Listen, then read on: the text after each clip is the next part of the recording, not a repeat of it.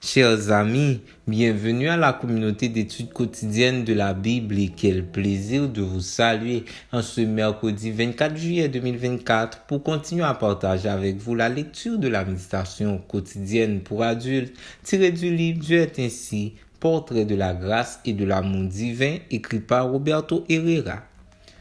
Je ne cesserai de renouveler mes remerciements à votre endroit pour votre fidélité à l'écoute et au partage de nos différents contenus, tout en espérant qu'il reste pour vous une source de bénédiction. La méditation du jour est intitulée « Dieu nous fait des faveurs imméritées ».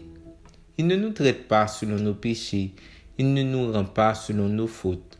Psaume 103, verset 10. Le cadeau du pardon que Dieu nous offre est une des raisons pour lesquelles nous aurons toujours une dette envers lui. Comme nous l'assure 1 Jean 1 verset 9, si nous confessons nos péchés, il est fidèle et juste pour nous pardonner nos péchés et nous purifier de toute injustice. Le pardon de Dieu inclut non seulement le fait de nous traiter comme si nous n'avions jamais péché, mais aussi l'élimination de toutes nos iniquités. Et tout cela, nous l'avons grâce au Christ. Ce que Dieu a fait avec nous n'est ni naturel ni normal pour l'être humain. La conclusion de l'injustice est toujours la destruction, l'infidélité et l'échec.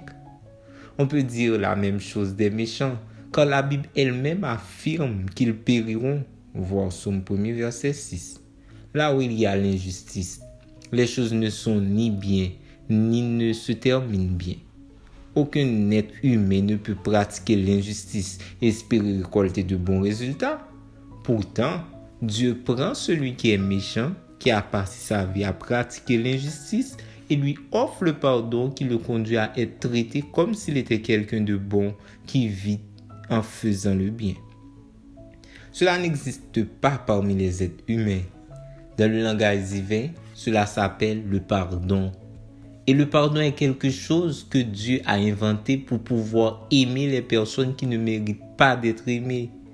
Le pardon est quelque chose qu'il offre à celui qui se repent et qui désire marcher avec humilité devant lui. Quand nous pensons au péché et à la manière dont Dieu nous pardonne, nous devons de nouveau dire « Mon âme bénit l'Éternel » Psaume 103, verset 22. Pourquoi ?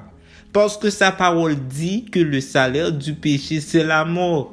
Voir Romains 6, verset 23. C'est-à-dire que notre fin à tous, sans exception, devrait inexorablement être la mort. Cependant, grâce au Christ, à sa mort sacrificielle pour chacun de nous sur la croix, nous pouvons parler de pardon et de l'espérance de la vie éternelle. Il est évident que quelque chose d'étrange est arrivé pour que des gens comme nous puissent avoir la vie au lieu de la mort. Dans le psaume 103, David nous explique ce qui s'est passé.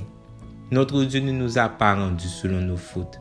Nous ne savons pas non plus comment appeler cela, mais dans le langage divin, cela s'appelle miséricorde, grâce, bonté, amour. Seul cet amour infini, cette grâce inépuisable et cet amour immérité peuvent provoquer la véritable louange et l'esprit de gratitude. C'est la raison pour laquelle le psalmiste imposait carrément à son âme de bénir l'Éternel. Merci d'avoir suivi cette méditation, tout en espérant qu'il reste pour vous une source de bénédiction. Bonne journée, au revoir.